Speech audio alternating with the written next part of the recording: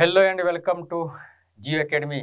आज हम लोग जियो एकेडमी के माध्यम से एनालॉजी के तीसरा पार्ट करने जा रहे हैं और इस तीसरा पार्ट में बहुत ही इंटरेस्टिंग ये एनालॉजी का क्वेश्चन होने वाला है, जिसको आप देखेंगे कि बहुत सारे प्रीवियस क्वेश्चन भी इसमें होंगे।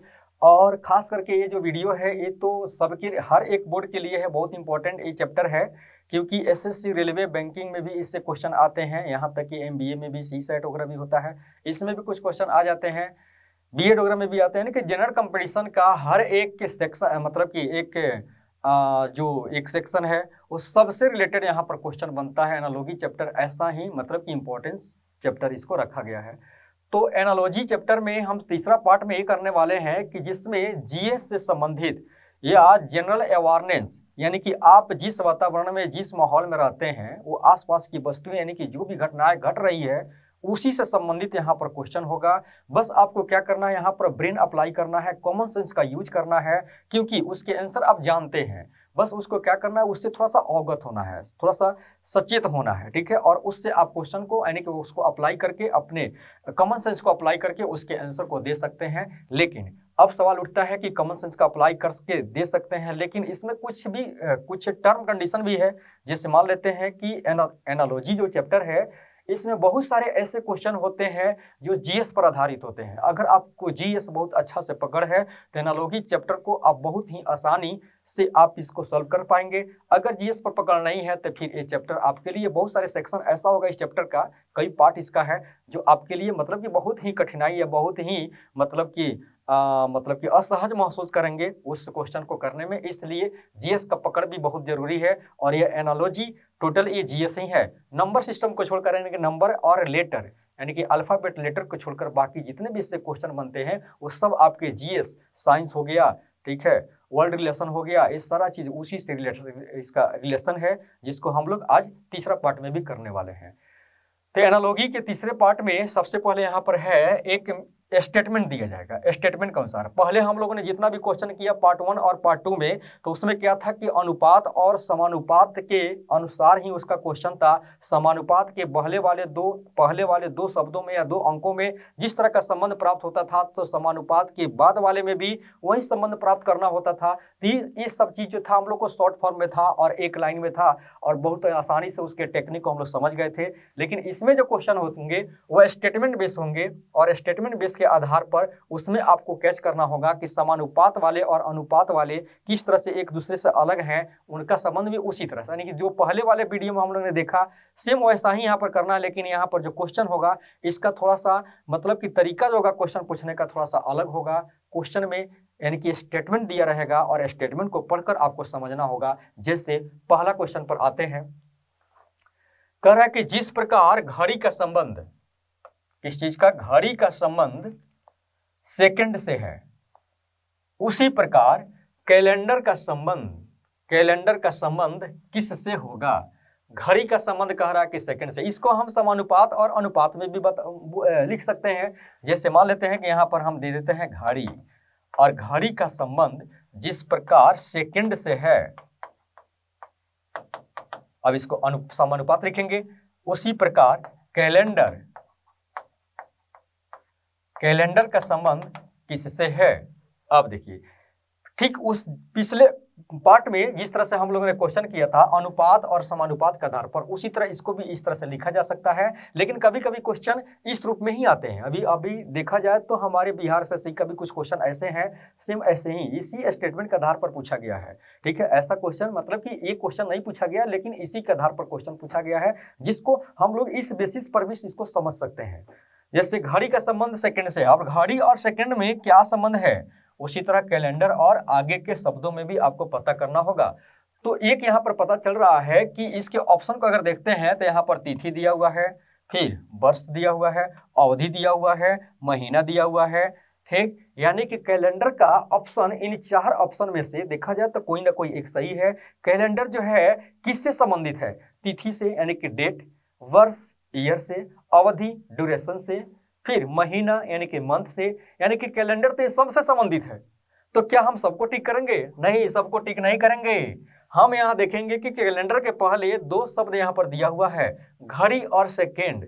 तो घड़ी और सेकेंड में क्या लॉजिक है, क्या कंसेप्ट है, यह दोनों एक दूसरे से किस प्रकार जुड़े हुए हैं, तो आपको पता चलेगा कि घड़ी में देखा जाए तो इसमें यानी कि घड़ी का सबसे छोटा यूनिट, घड़ी में क्या होता है, महीना क्या कहते हैं, सेकंड भी होता है, फिर से आपको मिनट भी होता है, आवर्स यानी कि घंटे की भी होती है, घंटे भी उसमें शो किया जाता है। तो इन सब में देखा जाए तो सबसे छोटा यूनिट कौन होता है, सेकंड।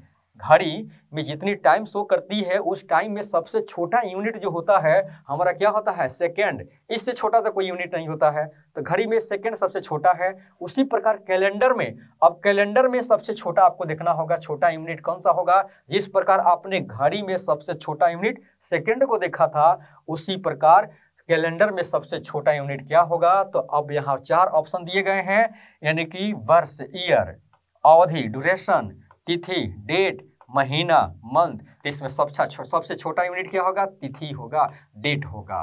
तो डेट से छोटा यूनिट और कुछ नहीं होगा। यहाँ पर देखा जाए तो डेट से सब क्या है, बड़ा यूनिट ही है।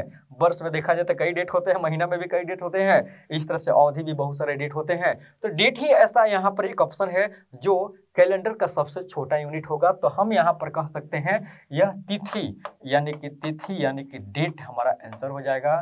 डेट ही इसका बेस्ट ऑप्शन होगा। इस तरह से हम लोग का कंसेप्ट यहाँ पर यानी कि ऑप्शन हमारा ए हो जाएगा, 1 नंबर हो जाएगा, ये हमारा आंसर हो जाएगा। सेकंड क्वेश्चन कह रहा है कि जिस प्रकार तिनका का संबंध घोंसला से है, एक पक्षी जो है एक एक तिनका कण को इकट्ठा कर करके अपनी घोंसला को बनाती है। तिनका एक एक तिनका को इकट्ठा कर करके घोंसला बनाती है। तो ठीक कहता है कि उसी प्रकार कपास का संबंध क्या होगा, यानी कि जिस तरह से कई तिनका को मिलाकर घोंसला बनाया जाता है, तो फिर कई कपास को मिलाकर क्या बनाया जाएगा, ये भी कंसेप्ट कह सकते हैं। या तिनका से घोंसला बनता है तो फिर कपास से क्या बनता है। तो यहाँ पर हमारा ये है, straw is related to nest in the same way cotton is related to. तो यहाँ पर हमारा क्या हो जाएगा कि कॉटन किससे संबंधित है, तो फिर हमारा क्या हो जाएगा, यहाँ पर दिया है ऑप्शन, धागा भी दिया है, ऊन भी दिया है, और यहाँ सिलाई भी दिया है, कपड़ा उद्योग भी दिया है। तो देखा जाए तो सब तो कॉटन से ही रिलेटेड है, लेकिन हमारा जो तिनका और घोंसला में संबंध आया है, क्या संबंध यहाँ पर प्राप्त हुआ है कि एक तिनका से घोंसला बनता है। उसी प्रकार किससे, कॉटन से पहला प्रोसेस क्या होता है हमारा, कॉटन से, यानी कि धागा बनता है, यानी कि थ्रेड बनेगा। तो थ्रेड हमारा क्या होगा, बेस्ट ऑप्शन होगा हमारा, यही आंसर हो जाएगा, यानी कि थ्रेड पहला ऑप्शन। फिर उसी प्रकार जिस प्रकार जल संबंधित है बाढ़ से, जिस प्रकार जल संबंधित है बाढ़ से, ठीक उसी प्रकार रोग संबंधित है किससे। इसको भी हम अनुपात और समानुपात के रूप में लिख सकते हैं। जैसे जल यहाँ पर होगा और यह संबंधित है किससे, बाढ़ से, तो उसी प्रकार किससे, यानी कि रोग संबंधित है, किससे संबंधित है। तो आपको इसमें 4 ऑप्शन दिए गए हैं, पता करना है। अस्पताल भी दिया है, 5 ऑप्शन इसमें दिया गया है, प्रदूषण भी दिया गया है, मृत्यु भी दिया गया है, महामारी, तबाही, ये सब चीज से दिया गया है। तो रोग अगर है तो फिर रोग से सारे चीज संबंधित है, लेकिन हमको सब में टिक नहीं करना है और इस तरह का संबंध हमको एक देखना है। तो फिर पहला यानी कि इस समानुपात के पहले जल और बाढ़ में जो संबंध यहाँ प्राप्त हो रहा है, ठीक उसी प्रकार का संबंध आपको यहाँ पर पता करना होगा। जब तक आप जल और बाढ़ में कोई एक ऐसा संबंध नहीं प्राप्त करेंगे, ठीक है, यानी कि मतलब कि एक यूनिक संबंध इनमें ऐसे प्राप्त होना चाहिए जो दूसरे का अकाट हो, यानी कि दूसरा संबंध इसमें काट ना सके, तभी आप अगला आंसर आप दे पाएंगे।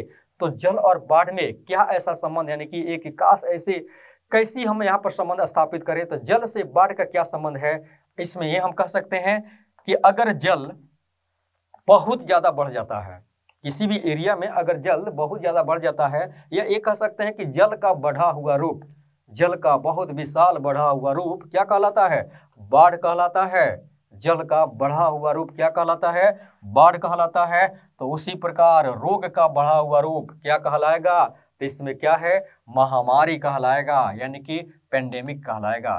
रोग का बढ़ा हुआ रूप क्या कहलाएगा, महामारी कहलाएगा। ये क्वेश्चन जो है हमारा, ये इस क्वेश्चन का हमारा आंसर सी यानी कि 3 नंबर हो जाएगा, महामारी हो जाएगा। इसके पहले वाले क्वेश्चन में अभी हम लोगों ने देखा कि जिस प्रकार तिनका का संबंध घोंसला से, ये क्वेश्चन जो है आया हुआ है अभी जस्ट पहले जो हमारा BSSC इंटरमीडिएट लेवल का जो एग्जाम हुआ था 2022 में, उसमें ये क्वेश्चन आया हुआ है, इस तरह का क्वेश्चन। तो इसी से संबंधित हम लोग और सारे क्वेश्चन को, कंसेप्ट को क्लियर कर सकते हैं। तो रोग का संबंध क्या होगा, तो अब महामारी से होगा।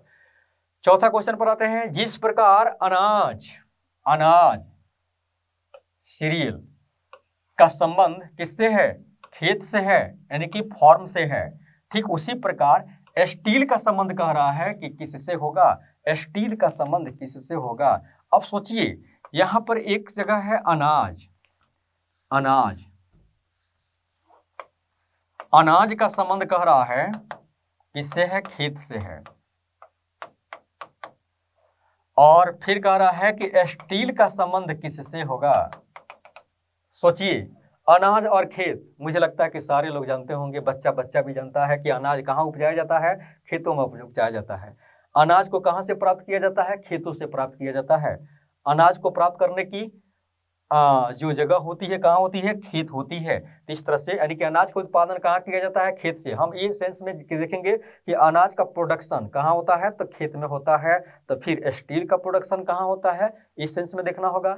यह अनाज कहाँ से प्राप्त किया जाता है, खेतों से। जिस प्रकार अनाज प्राप्त किया जाता है खेतों से, उसी तरह स्टील प्राप्त किया जाता है कहाँ से। अगर इस तरह का क्वेश्चन और इस तरह के कंसेप्ट को अगर लेकर चलेंगे तो इन चार ऑप्शन में से कोई एक ही ऑप्शन होगा जो उसी में जाकर या फिट बैठेगा, बाकी सब ऑप्शन उसके लिए अनफिट होंगे या वह सही नहीं हो पाएंगे। तो आपको इसी तरह कंसेप्ट लेकर चलना है। क्या कंसेप्ट लेकर चलना है कि अनाज और खेत में संबंध यहाँ पर यह दिया है कि जिस प्रकार अनाज खेत से संबंधित है, माने कैसे संबंधित है, मतलब यानी कि अनाज जो है खेतों से उत्पादन किया जाता है, फिर उसी तरह स्टील को तब फिर कहाँ से उत्पादन किया जाता है, तो कारखाना यानी कि फैक्ट्री से इसका उत्पादन किया जाता है। तो हमारा ऑप्शन हो जाएगा 2 नंबर, यानी कि कारखाना बेस्ट ऑप्शन रहा। फिर उसके बाद कह रहा है कि जिस प्रकार नाव का संबंध जल से है। बहुत आसान क्वेश्चन, ऐसे ही आसान क्वेश्चन पूछता है, आपके आसपास में घट रही घटनाओं से आधारित यहाँ पर क्वेश्चन पूछे जाते हैं।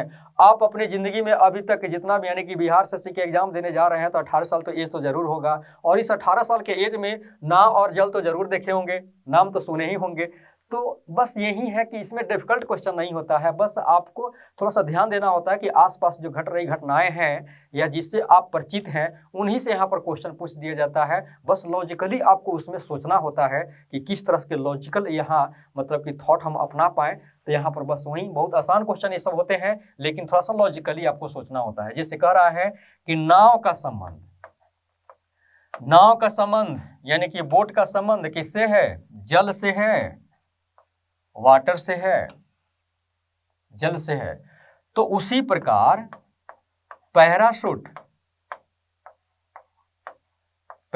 का संबंध, इस पैराशूट का संबंध किससे होगा, पैराशूट का संबंध किससे होगा। आप सोचिए, नाव और जल में क्या संबंध है कि नाव चलने की स्थान कहाँ होती है, जल।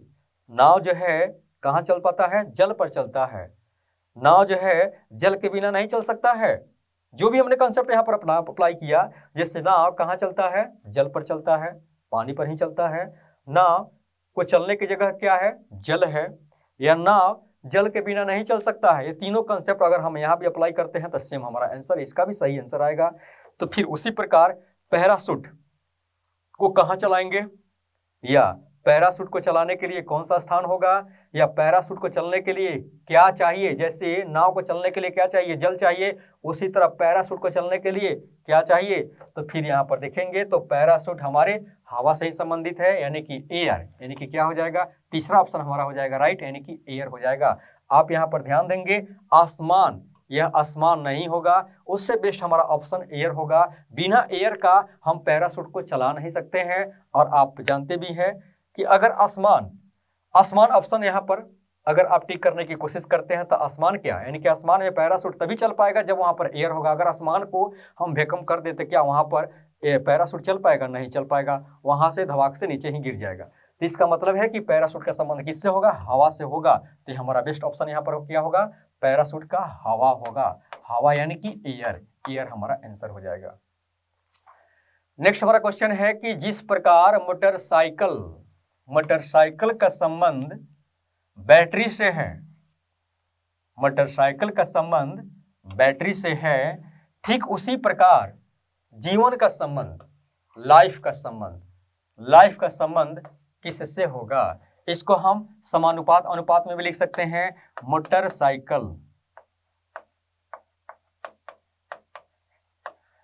मोटरसाइकिल का संबंध जिस प्रकार बैटरी से है,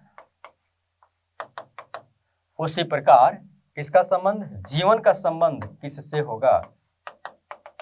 जीवन का संबंध किससे होगा? सोचिए, मोटरसाइकिल चलने के लिए या स्टार्ट होने के लिए, मोटरसाइकिल चलाने के पहले क्या करना होता है? स्टार्ट करना होता है। स्टार्ट होगा तभी तो चलेगा मोटरसाइकिल। तो मोटरसाइकिल चलाने के लिए सबसे पहले क्या होना चाहिए? यानी कि बैटरी होनी चाहिए। किक मारते हैं तो हम लोग को बैटरी की जरूरत पड़ती है, तो बैटरी होनी चाहिए। मोटरसाइकिल को चलने के लिए क्या चाहिए? बैटरी चाहिए, ठीक। यानी कि बैटरी से उसको एनर्जी मिलती है, तभी वो स्टार्ट हो पाता है। तो फिर जीवन को चलने के लिए क्या चाहिए? तो इसका मतलब है कि जीवन को कहाँ से एनर्जी मिलती है? तो जीवन को कहाँ से एनर्जी मिलती है? तो सूर्य से, यानी कि सन से मिलती है। जीवन का एनर्जी, लाइफ का एनर्जी कहाँ से मिलती है?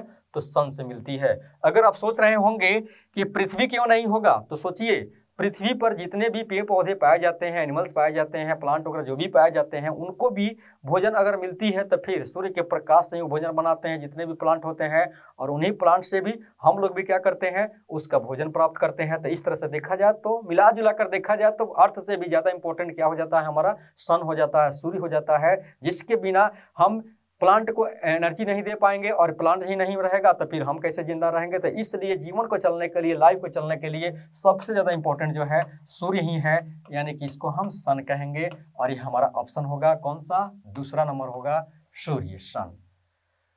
नेक्स्ट हमारा क्वेश्चन है कि जिस प्रकार जेड, ऐसे ही क्वेश्चन आया हुआ है, एसएससी ग्रेजुएशन लेवल का एक क्वेश्चन है। जिस प्रकार जेड का संबंध हारा से है, किससे है? हारा से, उसी प्रकार गार्नेट का संबंध किससे होगा? Jade is related to green. Jade किससे रिलेटेड है? ग्रीन से। In the same way garnet is related to, यानी कि गार्नेट किससे रिलेटेड होगा? तो फिर यहाँ पर देखेंगे कि जेड, सबसे पहले जेड यहाँ पर है, जेड का संबंध कह रहा है हरा से है, उसी प्रकार गार्नेट ही रहता है हिंदी, और इसका किससे संबंध है? सोचिए, जेड जो है यह कि बहुत ही कीमती एक पत्थर होता है, जिस पत्थर की चमक जो होती है हरा होती है।